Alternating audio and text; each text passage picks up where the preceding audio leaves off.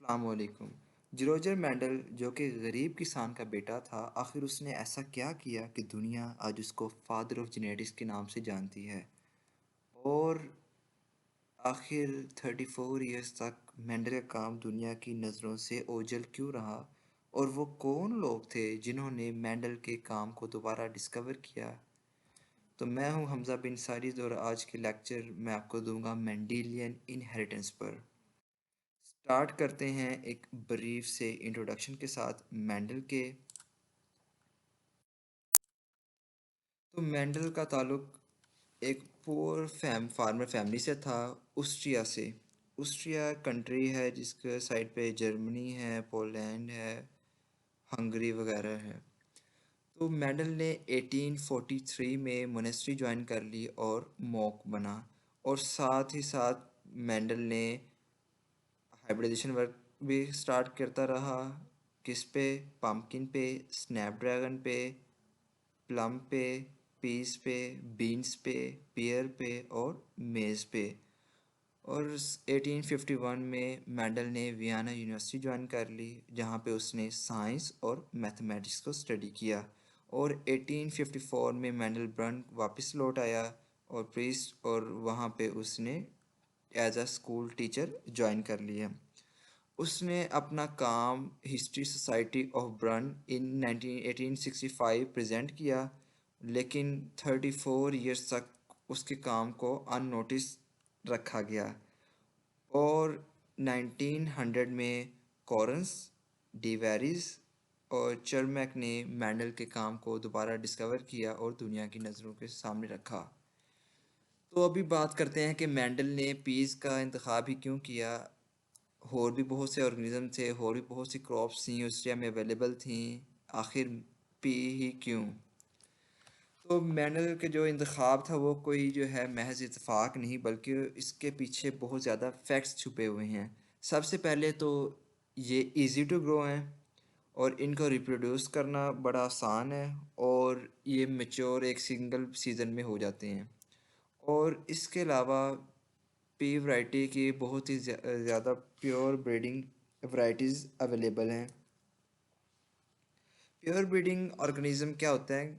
इसको true breeding organism भी कहते हैं। ऐसा ऑर्गेनिज्म जो कि फिनोटाइप, सर्टेन फिनोटाइप जो है अपने ऑफस्प्रिंग में पास करे। यानी कि फॉर एग्जांपल अगर जो है ना एक हम कहते हैं कि जो हमारा प्योर ब्रीडिंग टॉल हमारे पास पी है, तो जितने भी हम उसके ऑफस्प्रिंग लेंगे वो सारे टॉल ही होने चाहिए, यानी कि उस ख़ास ट्रेट के लिए वो प्योर ब्रीड होगा। तो ऐसे रीज़न को प्योर ब्रीड कहते हैं कि उसमें जो ख़ास कोई फिनोटाइपिक ट्रेट है वो हर ऑफस्प्रिंग में सेम रहे। और क्या वजह थी? It provide several pairs of contrasting traits. Contrasting traits like के हाइट में दो कंट्रास्टिंग ट्रेड्स पीस में अवेलेबल थे, कि tall height and small height. Like seed colour में दो जो हैं कंट्रास्टिंग ट्रेड्स अवेलेबल थे, like green and yellow seed. और क्या वजह थी कि फ्लोरल स्ट्रक्चर जो था इसका वो इस तरह का था कि उसमें सेल्फ पॉलिनेशन जो है होती है। ये आप देख सकते हैं कि मेल पार्ट एंथर और female part stigma style ovary, ये करीब करीब हैं फ्लावर में। तो ये इंश्योर करते हैं सेल्फ पॉलिनेशन। और इसमें जो है आर्टिफिशियली एक्सपेरिमेंटली जो है क्रॉस पॉलिनेशन भी कर सकते हैं। और सबसे इम्पोर्टेंट कि इसके जो हाइब्रिड्स हैं वो सारे फर्टाइल हैं। और मेंडल ऐसी स्पीसीज़ के साथ काम करना चाहता था कि जिसमें लार्ज नंबर ऑफ ऑफस्प्रिंग मिलें, और जनरेशन्स का जो है ना टाइम भी जो है शॉर्ट पीरियड ऑफ टाइम में जो है ना रिज़ल्ट मिले। लाइक ऑस्ट्रिया में एलिफेंट्स भी अवेलेबल थे, उस पर भी काम किया जा सकता है, लेकिन एलिफेंट को अगर देखा जाए तो उसमें इशू ये था कि उसका गेस्टेशन पीरियड 20 मंथ्स है। कि 20 महीनों जो है ना वो एलिफेंट के हमल का वक्त है। तो 20 महीने के बाद सिर्फ एक ही इंडिविजुअल मिलना और फिर उसको आगे लेके चलना, तो वो बहुत ही ज़्यादा टाइम कंज्यूमिंग था। तो इसलिए मेंडल ने पी का इंतखाब किया। तो मेंडल ने जो है वो 7 करैक्टर और 14 ट्रेट लिए पी प्लांट के। करेक्टर और ट्रेट में क्या फ़र्क होता है? करेक्टर होता है कि कोई भी recognisable feature like plant height is a character, और ट्रेट होते हैं कि उसके जो है ना स्टेट ऑफ करेक्टर, कि प्लांट हाइट में आगे हम अगर स्टेट बताएं कि टॉल हो या शॉर्ट हो, ये ट्रेट है। और plant height character, seed colour corrector है, इसके करेक्टर के ट्रेट्स दो हैं, येलो है और ग्रीन है। सीड शेप करेक्टर है, इसके ट्रेट्स हैं round and wrinkled. Pod colour green yellow, pod shape inflated and constricted, और flower position axial and terminal. ये 7 करेक्टर्स और ये 14 ट्रेट्स मैंडल ने स्टडी किए। 1857 में मेंडल ने अपने काम के लिए जो है एक मार्केट से पेज ख़रीदें, और जो उसने की पेज की थी वो गार्डन पे थी, उसका साइंटिफिक नेम है पिज़म सैटिवम। तो सबसे पहले जो है मेंडल ने काम किया मोनो हाइब्रिड क्रॉस पे। तो मोनो हाइब्रिड क्रॉस क्या होते हैं? A cross between two organism in which only one character study at a time हम एक करेक्टर स्टडी करें, ऐसे क्रॉस को मोनो हाइब्रिड कहते हैं। लाइक हम अगर कहें कि हम जो है ना सिर्फ अपने प्लांट में हम प्लांट हाइट को स्टडी करना चाहते हैं, तो वो एक मोनो हाइब्रिड है कि हम सिर्फ एक ही करेक्टर को एट अ टाइम स्टडी करें। तो मेंडल ने जो 7 करेक्टर किए थे उनको एक वन बाय वन मेंडल ने क्या रिजल्ट निकाला। तो मेंडल ने जो है प्योर ब्रीडिंग टॉल प्लांट लिया।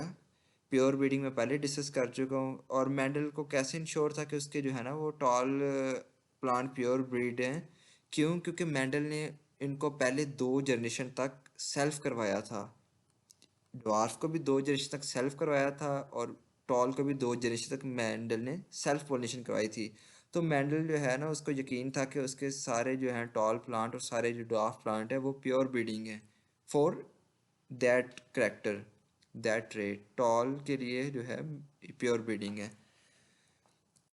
तो मेंडल ने जब क्रॉस करवाया टॉल का ड्वार्फ के साथ, तो मेंडल को रिजल्ट जितने भी मिले सारे जो हैं प्लांट्स वो टॉल इन हाइट थे।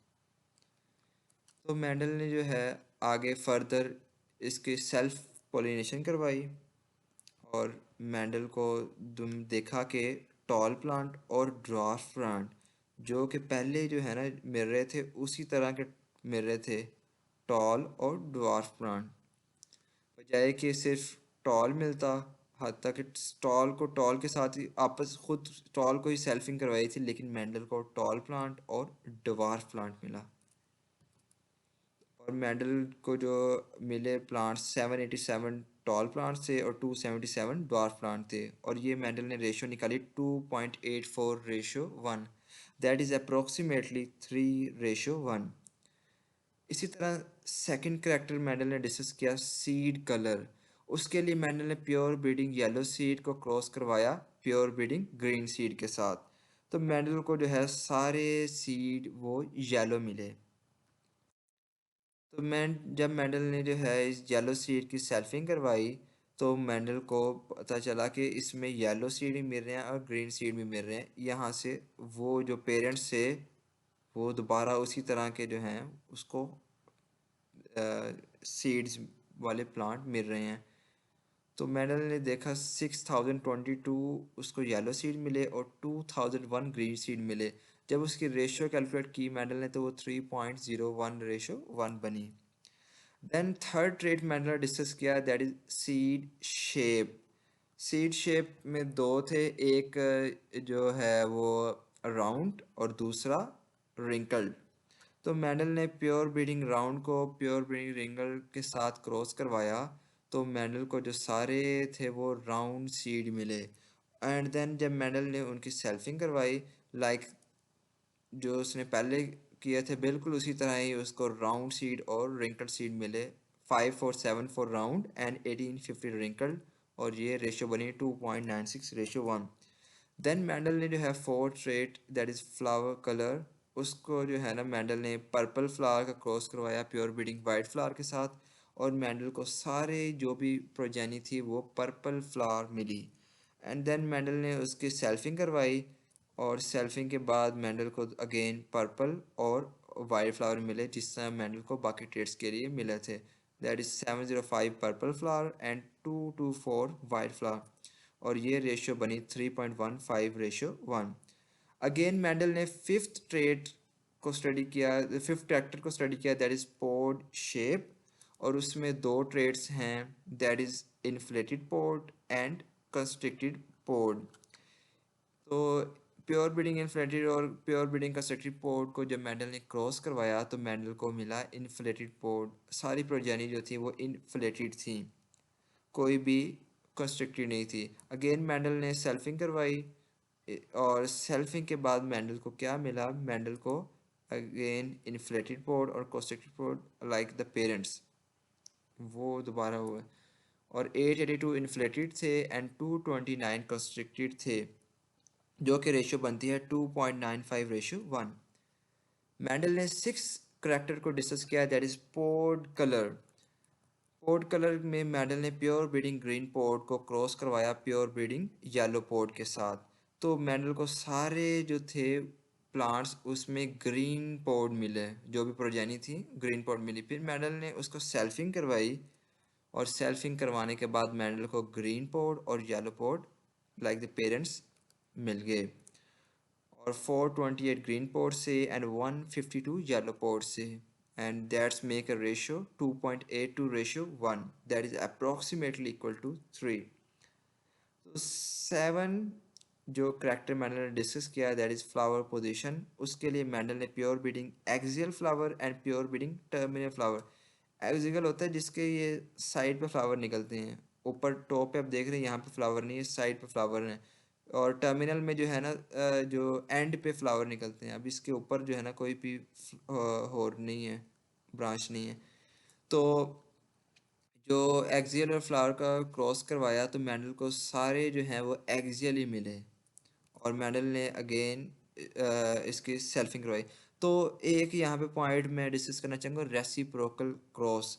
रेसिप्रोकल क्रॉस ऐसे क्रॉस होते हैं कि जिसमें हम अगर एक प्लांट को एज अ मेल ले लें, और एक क्रॉस में एक प्लांट को एज अ मेल ले लें, दूसरे को एज अ फीमेल ले लें, और हम जिसका जो रिज़ल्ट मिले, और हम जो है ना दूसरे क्रॉस में जिस प्लांट को पहले एज अ मेल लिया था उसको एज अ फीमेल लें, और इसको दूसरे को जिसको एज अ फीमेल लिया था उसको एज अ मेल लें, और फिर जो रिज़ल्ट लें, तो दोनों रिज़ल्ट अगर सेम आएंगे तो ऐसे क्रॉस को रेसिप्रोकल क्रॉस कहते हैं, कि हम किसी को भी एज अ मेल यूज़ कर सकते हैं और किसी को भी एज अ फीमेल यूज़ कर सकते हैं, हमें हमारा ये कंसर्न नहीं है। इसीलिए मेडल का जो रिज़ल्ट था वो सेक्स लिंक नहीं था।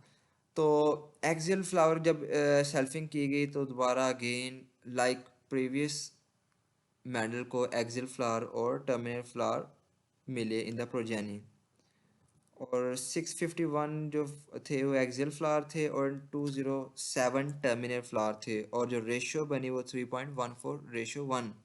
तो आप देख सकते हैं कि हमने 7 कैरेक्टर्स देखे मेंडल ने जो एक्सपेरिमेंट किए थे, वो सारों के अप्रोक्सीमेटली रेशियो मेंडल ने निकाली 3:1, and that is the phenotypic ratio. तो मेंडल ने जो है अपने टाइम में कुछ पोस्टुलेट्स दिए थे मोनो हाइब्रिड क्रॉस के हवाले से। तो उसमें सबसे पहले मेंडल ने यूनिट फैक्टर्स का बताया कि वो पेयर्स में होते हैं। मेंडल ने कहा कि जेनेटिक करैक्टर्स जो है वो कंट्रोल किए जाते हैं यूनिट फैक्टर से, और जो कि पेयर के फॉर्म में होते हैं इंडिविजुअल ऑर्गेनिज्म में। दूसरा मेंडल ने डोमिनेंस और रिसेसिवनेस का कॉन्सेप्ट दिया कि जब जो है अनलाइक यूनिट फैक्टर्स जो हैं वो होंगे, अनलाइक यूनिट फैक्टर्स, ये मैं आपको बता देता हूँ कि यानी कि पहले तो उसने कहा कि यूनिट फैक्टर्स जो हैं वो पेयर की फॉर्म में होगा। लाइक अगर तो हाइट का है, टॉल हैं, तो कैपिटल टी दो होंगे, पेयर की फॉर्म में होंगे यूनिट फैक्टर्स। और डोमिनेंस और रिसेसिवनेस के कॉन्सेप्ट में क्या कहा है कि जब दो अनलाइक यूनिट फैक्टर्स हों, लाइक एक कैपिटल टी आ गया और एक स्मॉल टी आ गया, जो कि ड्वार्फ को एक्सप्रेस करेगा।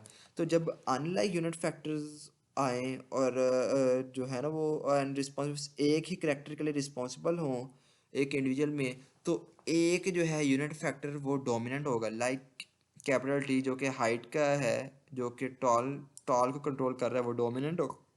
और दूसरा जो कि स्मॉल है, जो रिसेसिवनेस को शो कर रहा है, जो कि जिसको मास्क हो रहा है, जिसका इफेक्ट जो है ना मास्क हो रहा है, वो रिसेसिव होगा। तो एक तो ये कॉन्सेप्ट मेंडल ने दिया। बाकी मेंडल ने सेग्रीगेशन का कॉन्सेप्ट दिया कि जब गैमीट्स फॉर्मेशन होती है तो जो यूनिट फैक्टर मेंडल ने पहले बताया कि पेयर में होते हैं वो सेपरेट हो जाते हैं। लाइक ये कैपिटल टी एक दूसरे से सेपरेट हो जाएंगे, ये कैपिटल टी स्मॉल टी जो है गैमीट्स में सेपरेट हो जाएगा। और रैंडमली जो है ना गैमीट वो इक्वल चांसेस होंगे गैमीट के गैमीट में इस यूनिट फैक्टर के गैमीट में आने के। यानी कि कैपिटल टी भी एक गैमीट बन सकता है, स्मॉल टी भी गैमीट बन सकता है। तो दोनों के इक्वल चांस हैं कि कैपिटल टी में भी गैमीट में जो है वो आगे मूव कर जाए, मे बी स्मॉल टी जो है ना वो गैमीट में मूव कर जाए। तो दोनों के जो है ना इक्वल चांसेस हैं। तो ये मेंडल ने कुछ पोस्टुलेट्स दिए थे अपने टाइम में, और अभी हम पता भी है कि ये जो है सेग्रीगेशन ये आज ज़माना ने जो है इसको लॉ बना दिया, और मेंडल्स के इसको as a Mendel law of segregation कहते हैं। तो मैं सब पहले जो है आपके साथ कुछ टर्मिनोलॉजीज, मॉडर्न टर्मिनोलॉजीज वो डिस्कस करना चाहूँगा कि मेंडल ने जो है वो फैक्टर्स जो वर्ड यूज़ किया था, आज जो है उसको हम जीन्स के नाम से जानते हैं। जीन क्या है? जीन जो है वो क्रोमोसोम का पार्टिकुलर पार्ट है जो कि किसी पार्टिकुलर ट्रेट को रिप्रेजेंट करता है, स्पेसिफाई करता है। यानी कि ये क्रोमोसोम है तो इसका कोई स्पेसिफिक पार्ट जो कि कोई ख़ास ट्रेट को जो है एक्सप्रेस करेगा, उसको जीन कहते हैं। तो जो एलील्स हैं वो अल्टरनेटिव फॉर्म्स ऑफ जीन है, क्योंकि मेंडल ने कहा था कि फैक्टर्स जब पेयर की फॉर्म में होते हैं और जो पेयर्स हैं उनका एलील्स कहते हैं, that is the alternative form of genes. Like एक एलील यहाँ पे है और एक एलील यहाँ पे है उस जीन का। एंड देन डोमिनेंट का मैं आपको पहले ही बता चुका हूँ कि अलील जो कि मास्क करेगा दूसरे अलील के इफेक्ट को। लाइक इधर अगर कैपिटल टी का है और ये जो है ना ये कैप स्मॉल टी इधर होगा, तो जो एक्सप्रेस करेगा खुद को और दूसरे के इफेक्ट को सप्रेस करेगा उसको कहेंगे डोमिनेंट। और जो मास्क हो जाएगा, जो जिसका जो खुद को एक्सप्रेस नहीं कर पाएगा, वो होगा रिसेसिव। अब फिर एक फिनोटाइप क्या होती है? फिनोटाइप होती है फिजिकल अपीयरेंस या detectable attributes of an individual, कि जो हम देखने से पहचान लें। लाइक हम जो है ना कलर पहचान सकते हैं, कि हम हाइट देख के पहचान सकते हैं। These are the phenotype. And the genotype is the genetic composition or the kind of genes carried by an individual. ये हम देख के नहीं बता सकते, ये जो है हम genetic composition को देख के फिर हमें पता चलता है। और एक टर्म है होमोजाइगस। होमो मीन सेम, कि जब both alleles of single gene are same. यानी कि एक जीन है फॉर द हाइट, उसका जो है ना कि दोनों एलील सेम हो गए, लाइक कैपिटल टी, तो ये होमोजाइगस है। लाइक स्मॉल टी ये भी होमोजाइगस है। और दूसरा है हेट्रोजाइगस, जब दोनों एलील्स हैं एक जीन के वो डिफरेंट हो गए, like capital T small T, this is the heterozygous condition. तो ये कुछ टर्मिनोलॉजीज थी जो मैंने आपसे डिस्कस की। अब हम बढ़ते हैं। अब ये जो क्रॉस हमने पहले स्टडी किया था कि हाइट का, कि मेंडल ने प्योर ब्रीडिंग टॉल को डॉर्फ के साथ क्रॉस करवाया और आगे मेंडल को टॉल मिला, सारे टॉल मिले, और देन मेंडल ने सेल्फिंग की तो अगेन मेंडल को टॉल प्लांट और डॉर्फ प्लांट मिले, टॉल प्लांट और डॉर्फ प्लांट मिले।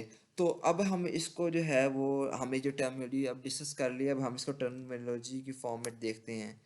अगर हम देखें, क्योंकि मेंडल के प्योर ब्रीडिंग टॉल थे तो हमें उससे आइडिया हो गया कि मेंडल के पास कैपिटल टी टॉल प्लांट थे, और जो डवार्फ प्लांट थे वो सारे स्मॉल टी थे। क्यों? क्योंकि मेंडल ने पहले 2 जनरेशन तक सेल्फिंग करवाई थी और मेंडल को यकीन था कि उसके जो है टॉल और डवार्फ प्लांट सारे प्योर ब्रीड हैं। तो जब ये मेडल ने जो है उसने सेग्रीगेशन का लॉ दिया कि उसमें क्या था कि अब ये गमीट बनाएंगे, गमीट फॉर्मेशन में इक्वल चांसेस हैं। और क्योंकि अभी तो सेम है तो अभी तो एक टाइप के गमीट ही बनेगा, इधर भी एक टाइप का गमीट बनेगा। तो ये जो है ना गमीट, ये जब यूनाइट मिलेंगे फर्टिलाइजेशन होगी तो इनके मिलने से ये आया कैपिटल टी स्मॉल टी, ये आया। अब ये capital T small T genotype तो बन गई। अब टॉल क्यों आए, डॉर्फ क्यों नहीं आया? क्योंकि ये कैपिटल टी जो है ये स्मॉल टी के इसको सप्रेस कर रहा है, इसके इम्पैक्ट को सप्रेस कर रहा है। इसलिए जो है ना कैपिटल टी डोमिनेंट था, ये एक्सप्रेस कर गया। इसलिए जो सारे जितनी प्रोजेनी थी मेंडल को, सारी की सारी ही टॉल प्लांट मिली। अगेन जब मेंडल ने सेल्फिंग की इस टॉल प्लांट की, तो ये जो है इसमें फिर दो टाइप से गैमीट बने, कैपिटल टी और स्मॉल टी।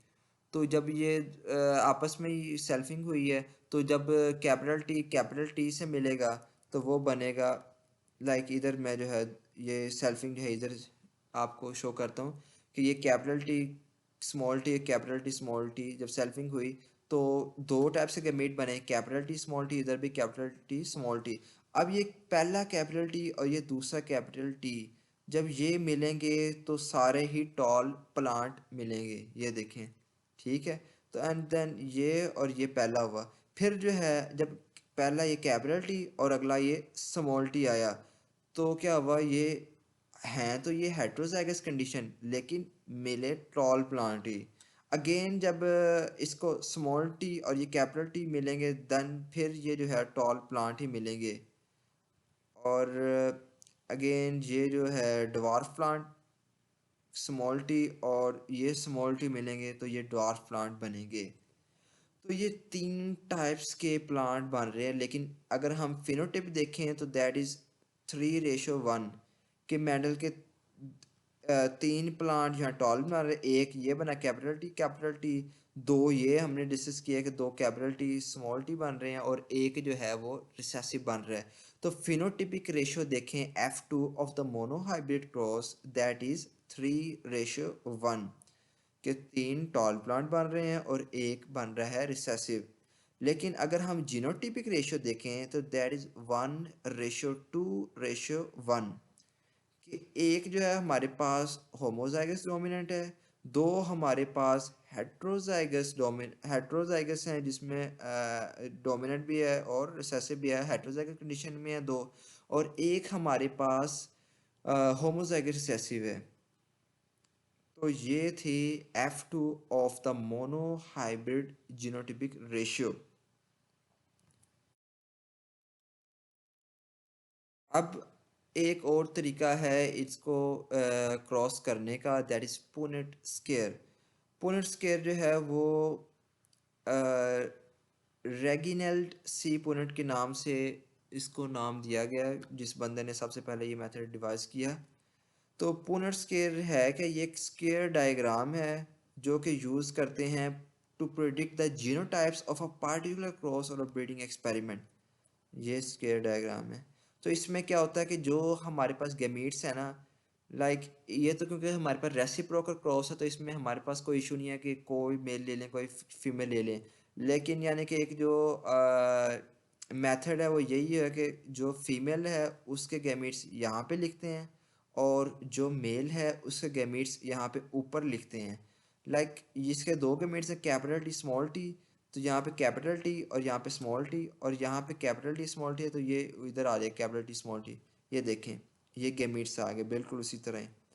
तो अब हमने जो है ना बॉक्स में इनको लिख देना है जो उसमें आ रहा है। ये कैपिटल टी इधर आ रहा है, ये इधर आ गया। फिर इसमें देखें कैपिटल टी स्मॉल टी आ रहा है, इधर आ गया। अब नीचे देखें ये ऊपर से कैपिटल टी आ रहा है, ये स्मॉल टी आ रहा है, ये कैपिटल टी स्मॉल टी, और ये स्मॉल टी और स्मॉल टी। तो ये रेशियोज मैं आपसे पहले डिस्कस कर चुका हूँ। तो ये एक पुनेट स्केयर मेथड है ये क्रॉस करने का। So next is back cross.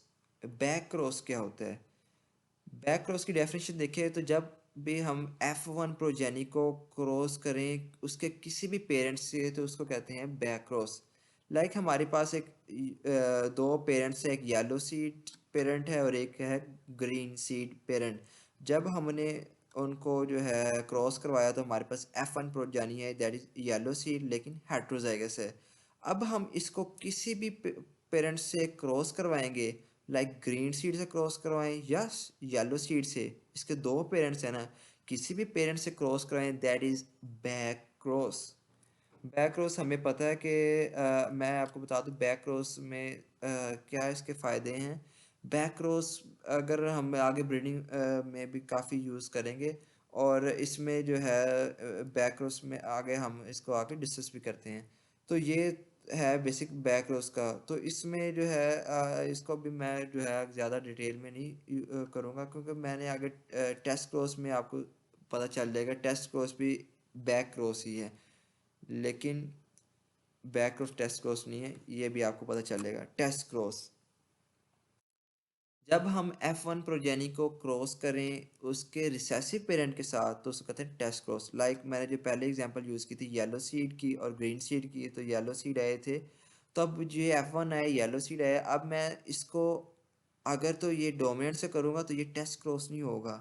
Test cross होगा कि अगर मैं रिसेसिव पेरेंट के साथ इसको क्रॉस करूँ, इस पेरेंट के साथ, यानी कि इसको गायब कर दें, इस इसको गायब कर दें। अब ये मैंने सिर्फ इसको जो है ना ग्रीन सीड के साथ उसको क्रॉस कराऊँ, तो ये होएगा टेस्ट क्रॉस। तो ये एक पॉइंट के सारे जो है ना वो टेस्ट क्रॉस बैक क्रॉस होते हैं, लेकिन सारे बैक क्रॉस टेस्ट क्रॉस नहीं होते।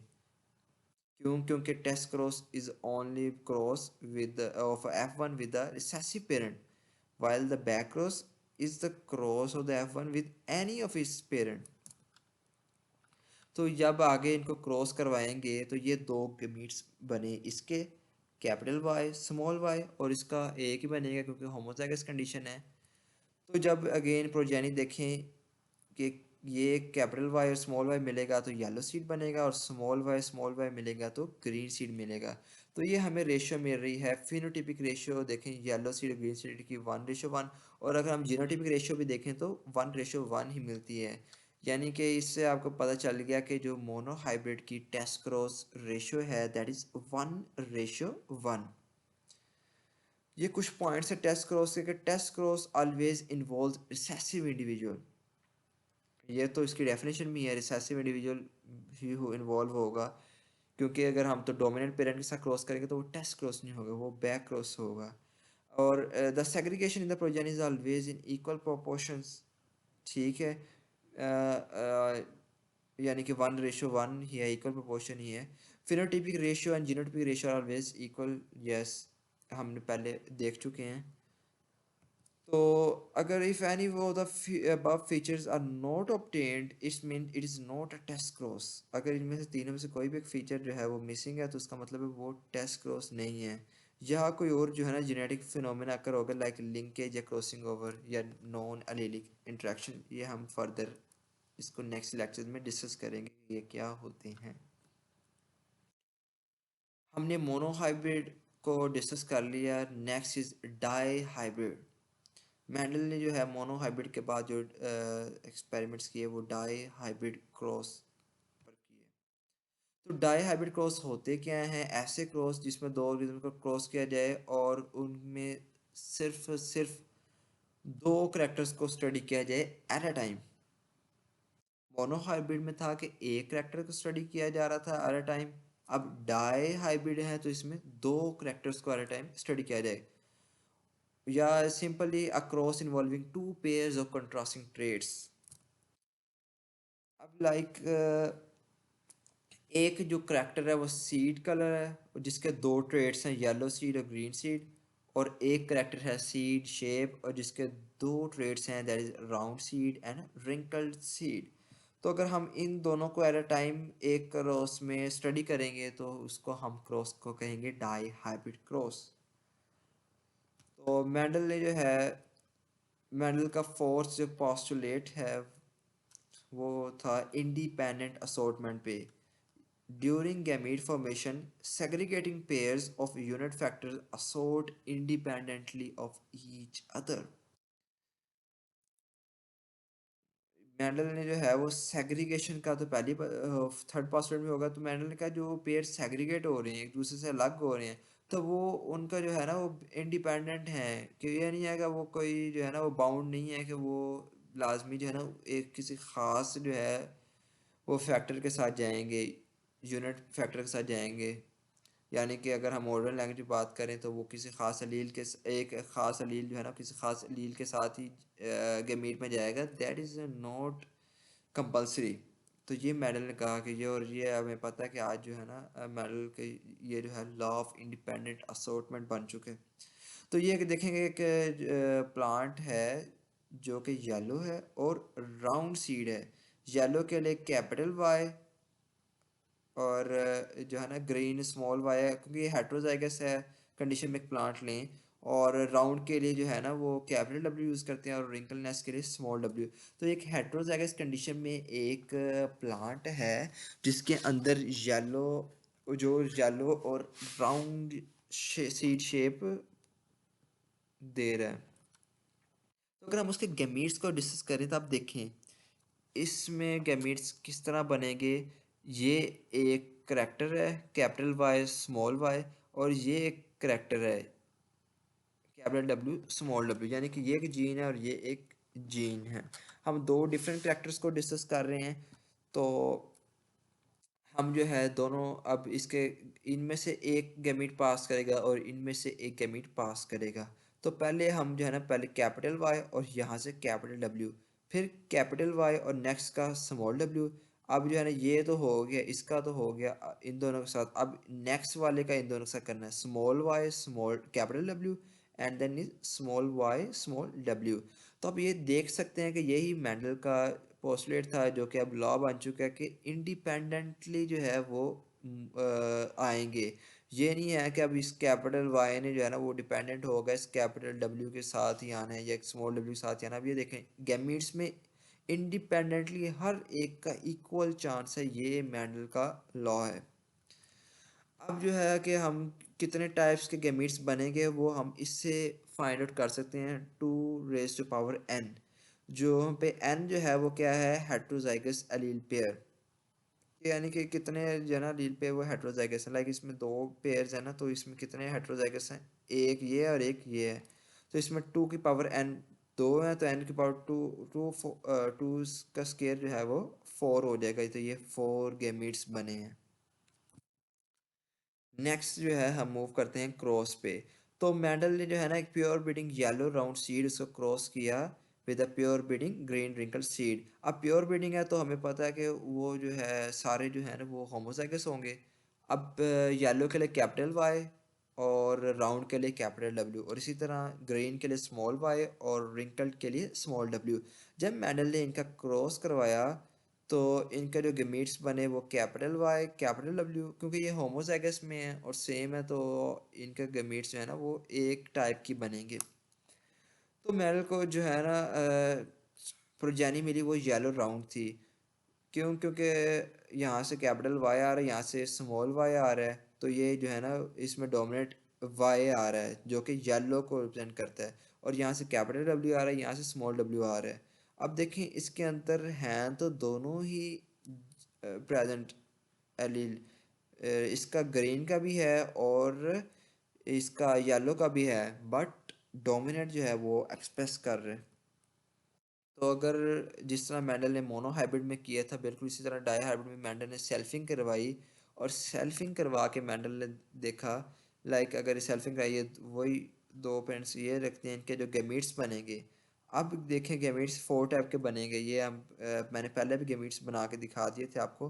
तो ये फोर टाइप्स के गैमीट बनेंगे जब सेल्फिंग करवाएंगे। तो जो अब ये पुनेट स्केयर में आपको दिखा रहा हूँ, अब ये यानी कि चारों गैमीट्स इधर लिख दिए और ये चार इधर लिख दिए हैं। ठीक है। अगर तो हमारे पास जो है ना ये हम बाउंड थे यहाँ पे फीमेल लिखने को यहाँ पे मेल लिखने का, लेकिन अभी जो है इस तरह का कोई इशू नहीं है क्योंकि ये रेसिप्रोकल क्रॉस है। तो अब देखें अब यहाँ से कैपिटल वाई कैपिटल डब्ल्यू ये जो है ये इस तरह ये सारा जो है पुनेट स्क्वायर बन जाएगा। अब मैंने जो है इसको कलरिंग के साथ आपके लिए इजी कर दिया है डिस्टिंग्विश करना। इसको जो है मैं आगे डिस्कस करता हूँ आपसे। अब देखो मेंडल ने देखा कि F2 में F2 जनरेशन में जो मेंडल को फिनोटिपिक रेशियो मिली वो मिली 9-3-3-1।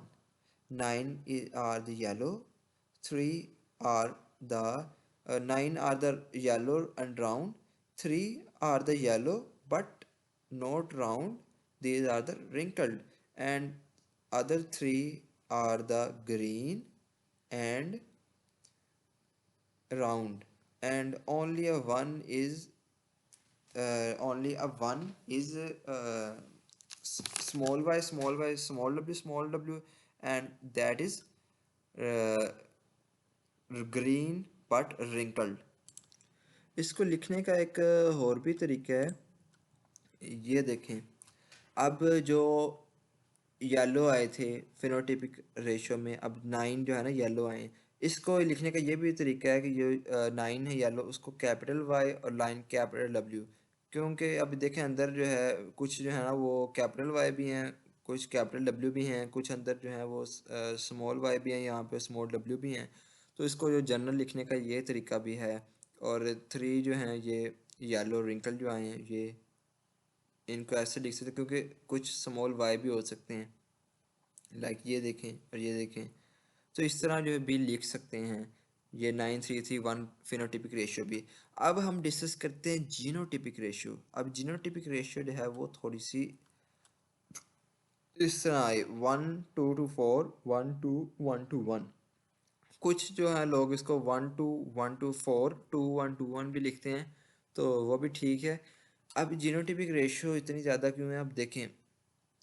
मैंने जो है कलरिंग करके आपके लिए इजी कर दी है। अब आपको पता चले जाएगा कि ये जो चार हैं, अब ये जो फिनोटिप एक ही फिनो एक ही फिनोटाइप शो कर रहे हैं, that is yellow and round. ये 9 बना रहे हैं। अब देखें अगर हम इनको देखें तो सिर्फ जो एक है वो कैपिटल दोनों में होमोजाइगस कंडीशन में है, capital Y capital Y capital W capital W, ये 1 है। यहाँ पे आप देखिए ये 1 है। अब देखें इधर दो जो है ना दो, वो क्या है, वो capital Y capital W small W, ये दो, ये देखें। ठीक, ये आ गए ये दो। अब दो देखें, दो क्या हैं, दो हैं जी capital W Y small Y capital W, ये दूसरा है। अब ये वो है। और जो चार हैं वो ये देखें, ये जो है ये जो डायगोनल है, capital Y small Y capital W small W, ये सारे हैं ये येलो राउंड ही फिनोटाइप शो कर रहे हैं, लेकिन इनकी जीनोटाइप इनसे डिफरेंट है। तो इस तरह एक ये 1-2-4 हो गई क्लियर। अब जो है आगे मूव करते हैं, ये जो 1-2 ये किसकी है, ये येलो बट रिंकल्ड की। अब ये देखें एक है कैपिटल वाई स्मॉल डब्ल्यू, ये एक आ गया। अब ये जो दो हैं कैपिटल वाई स्मॉल वाई और कैपिटल वाई स्मॉल डब्ल्यू, ये दो हैं, तो ये 1-2 बन गई। एंड अगेन इनमें देखें ये 1-2, ये देखें स्मॉल वाई कैपिटल डब्ल्यू और small Y capital W small W. तो इसमें ये थोड़ी सी जो है मैं कर देता हूँ। ये बनना था स्मॉल वाई, ये भी यहाँ पे स्मॉल वाई, और एक जो है यहाँ पे स्मॉल वाई, ठीक है। तो ये जो है दो जो है ये बन गए और एक जो है ये बन गया। तो ये थी मेंडल के जीनोटिपिक, मेंडल ने दी genotypic ratio of the F2 dihybrid में। F2 की जो जीनोटिपिक रेशियो थी वो ये थी। तो नेक्स्ट अगर डाई हाइब्रिड का टेस्ट क्रॉस में देखें, तो टेस्ट क्रॉस को हम पहले डिस्कस कर चुके हैं कि उसमें रिसेसिव के साथ F1 को क्रॉस करते हैं, लाइक येलो राउंड है उसको क्रॉस करवाया ग्रीन रिंकल के साथ। तब इनमें जो है ना ये रिसेसिव के साथ करवाएंगे तो ये जो है टेस्ट क्रॉस होगा, और इसको जो है रिसेसिव को आके जो है इसके प्रोजेनी देखते हैं कि क्या रेशो मिलेंगी। अब ये देखें, ये इसके जो चार टाइप्स के गैमीट्स बने हैं, ये कैपिटल वाई और यहाँ स्मॉल वाई और ये कैपिटल डब्ल्यू स्मॉल डब्ल्यू, ये येलो राउंड बन गया। अब ये गैमीट से मिलेगा कैपिटल वाई स्मॉल डब्ल्यू और ये स्मॉल वाई स्मॉल डब्ल्यू, तो ये येलो रिंकल्ड मिलेगा। एंड अगेन ये ग्रीन राउंड और ये मिलेगा तो ये येलो रिंकल्ड। तो आप देख सकते हैं कि जो है ना, जो चारों पॉसिबल थे वो बन रहे हैं टेस्ट क्रॉस में। तो टेस्ट क्रॉस की फिनोटिपिक रेशियो होगी 1:1:1:1, और जीनोटिपिक रेशियो में आप देख सकते हैं चारों की डिफरेंट है, तो 1:1:1। तो ये जो पॉइंट्स है ये सेम है जो हमने मोनोहाइब्रिड में डिस्कस किए हैं, इनको मैं अगेन जो है रिपीट नहीं करूँगा। तो ये जो तीन साइंटिस्ट है मैंने आपको पहले भी बताया था, कॉर्न्स, डिवेरिस और चर्मैक, इन्होंने मेंडल के काम को दोबारा डिस्कवर किया।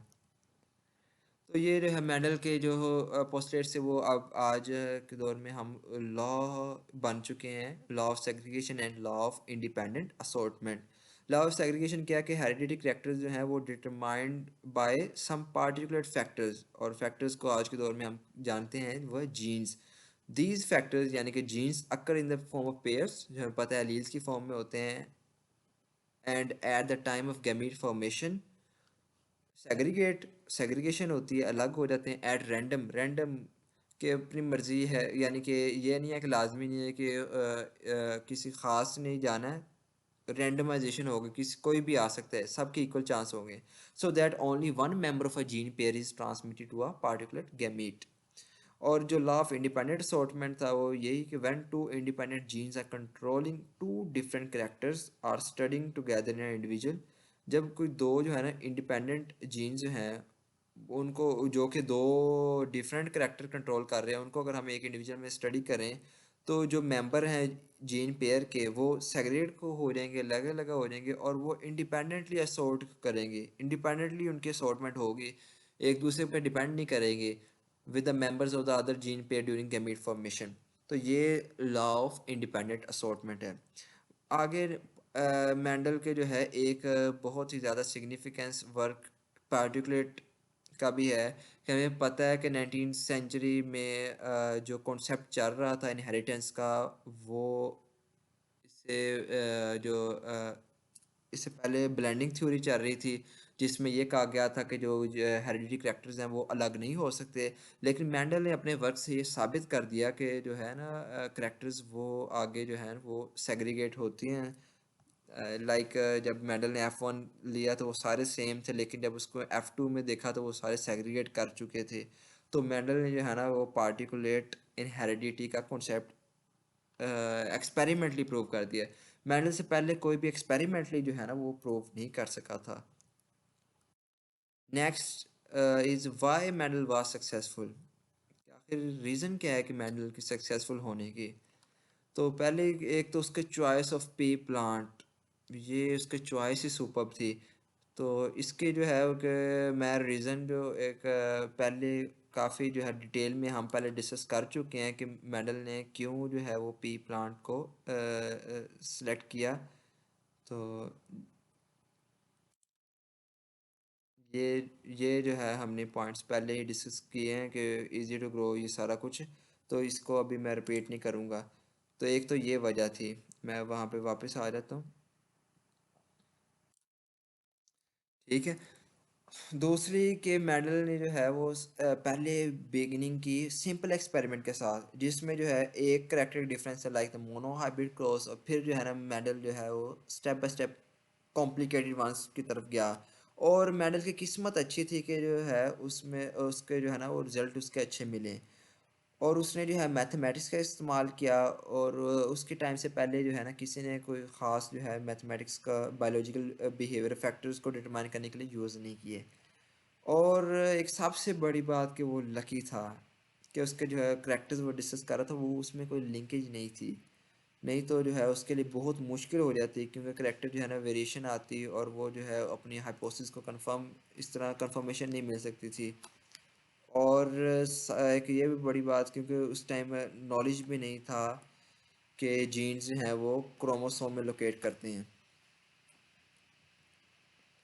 आगे why scientist of his time were unable to understand ही, मेंडल को उसके दौर के साइंटिस्ट क्यों समझ ही नहीं पाए क्यों 34 ईयर्स तक मेंडल के काम को लोगों ने जो है ना प्रूव नहीं किया? Reason of slow acceptance is some well known scientist जो है उसको कॉन्फिडेंस नहीं था मेंडल के काम में, कि मेंडल जो है, क्यों? क्योंकि उनको लगता था कि मेंडल जो है ना क्वालिफाइड नहीं है इतना। फिर जो कुछ साइंटिस्ट के रिजल्ट से, like the Naegeli work on the Hieracium, Hieracium जो है ना ये बिलोंग करते हैं लाइक सनफ्लावर फैमिली को। तो उसके नेगली का वर्क था, उसने भी जो है मेंडल के काम को सपोर्ट नहीं किया। मेंडल नेगली के जो रिजल्ट्स आए थे, और मेंडल ने क्योंकि मैथमेटिक्स को यूज़ किया था, और दूसरे साइंटिस्ट ने इस तरह के कोई जो है ना अप्रोच नहीं यूज़ की फॉर द बायोलॉजिकल मटेरियल। और एक सबसे बड़ा कि मेंडल जीनियस था, लेकिन उसके जो कॉलीग्स थे वो इल इक्विप्ड थे कि वो उसको समझ सकते मेंडल के काम को। और मेंडल ने जो है उसने स्टडी की, ले और एक ये भी उसके रीज़न है स्लो एक्सेप्टेंस की, क्योंकि मेडल उस टाइम में जो है किसी को नहीं पता था कि क्रोमोसोम्स क्या होते हैं। क्रोमोसोम्स यानी कि जीन्स किधर होते हैं, क्या होते हैं, जी क्रोमोसोम का रोल क्या है, मियोसिस क्या होती है, उस टाइम तक नहीं डिस्कवर हुई थी। तो इसलिए जो है उस टाइम के साइंटिस्ट जो है वो मेंडल को समझ नहीं सके। तो ये कंक्लूजन है कुछ कुछ रेशोज़ मैंने जो है आपके सामने ये शेयर कर रहा हूँ। Mono hybrid you have to phenotypic ratio that is 3:1, while mono hybrid you have to genotypic ratio is 1:2:1, mono hybrid test cost ratio is 1:1, और dihybrid phenotypic ratio F2 is 9:3:1, dihybrid F2 genotypic ratio is 1:2:4, 1:1:1। ये यहाँ पे ratio आनी है 2:1। Dihybrid test कोस्ट ratio is 1:1:1। और एक important है कि ट्राई हाइब्रिड में 8 हो जाएंगी, यानी कि मोनो हाइब्रिड में 2 थी तो इसके डाई हाइब्रिड में 4 होगी, और ट्राई हाइब्रिड में 8 हो जाएंगी। तो ये बड़े इंपॉर्टेंट जो है ना रेशियोज़ हैं। तो आज के लेक्चर के लिए इतना ही। इंशाल्लाह नेक्स्ट लेक्चर में मैं आपको इनकम्प्लीट डोमिनेंस के बारे में बताऊंगा। अस्सलामु अलैकुम वरहमतुल्लाहि वबरकातुहू।